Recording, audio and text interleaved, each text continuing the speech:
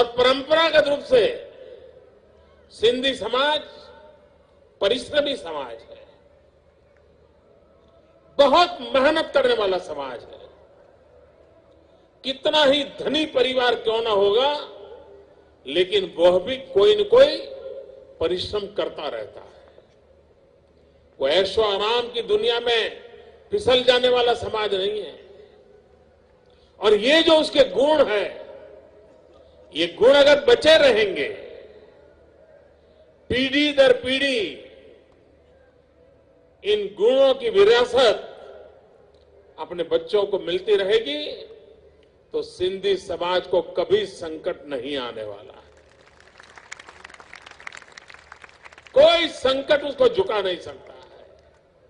कितनी भी भयंकर समस्या आई होगी, वो उसको झुका नहीं सकती है। मैं तो कभी कभी सोचता हूं, जब भारत विभाजन हुआ और सिंध से लोग यहां आए, अंजार में रहते थे, अभी मुश्किल से 5 साल साथ हुए थे, वो सेटल हो रहे थे, और अचानक भयंकर भूकंप आ गया था उस समय। अब आप कल्पना करिए उनका क्या हुआ होगा कि एक आफत से निकल करके हिंदुस्तान आए तो परमात्मा ने दूसरी आफत जोड़ दी, और उसके बाद भी ये समाज शक्ति के साथ आगे बढ़ रहा है। अपने आप में सिंधी समाज से बहुत कुछ सीखने जैसा है, बहुत कुछ सीखने जैसा है।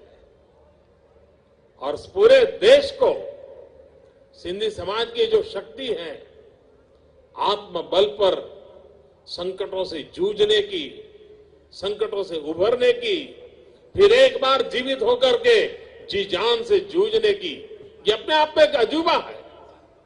ये देश की अमानत है।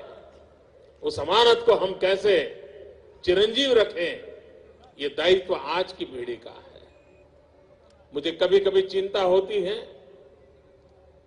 सिंधी परिवारों में भी सिंधी भाषा धीरे धीरे भुलाई जा रही है। डाइनिंग टेबल पर भी ज्यादातर अंग्रेजी में बात होती है। ये बदलाव जरा चिंताजनक है। मेरी प्रार्थना है आपसे, आप अपनी भाषा न भूलें, अपनी भाषा न छोड़ें।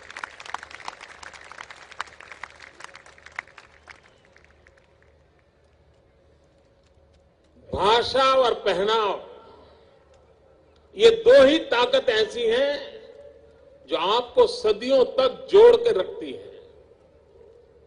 एक बार वो छूट गई तो फिर आप बिना जड़ क्या जीवन बना दोगे, और अगर जड़ नहीं है तो जीवन असुरक्षित हो जाता है। जड़ों से वो रसखस मिलता है अपनी भाषा से। उस भाषा को कैसे बरकरार रखा जाए, वो भाषा के साथ कैसे जुड़ा जाए, और पीढ़ी दर पीढ़ी भाषा का कैसे गौरव हो, ये प्रयास निरंतर होना चाहिए। अगर आप मॉरिशस जाएंगे तो आज भी वहां वो हिंदुस्तान से गए थे, इस बात का गर्व है। किस कारण से? सिर्फ भाषा के कारण। तुलसीकृत रामायण उनके पास थी, चौपाई पीढ़ी दर पीढ़ी बोलते गए, और इसलिए आज हिंदी भाषा न आने के बावजूद भी, भारत से कटे हुए सदियां हो गई, उसके बावजूद भी उस रामायण की चौपाई के सहारे वो अपनी जड़ों से जुड़े हुए हैं। इसलिए जड़ों से जुड़ने के लिए भाषा एक बहुत बड़ा साधन है, बहुत बड़ा आधार है।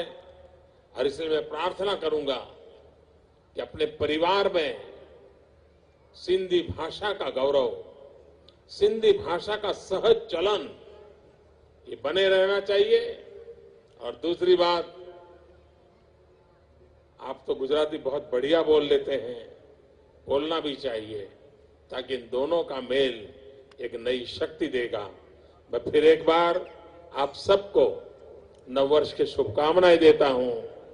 जय झूलेलाल कहते मैं प्रणाम करता हूं। आप सबको भी बहुत बहुत शुभकामनाएं।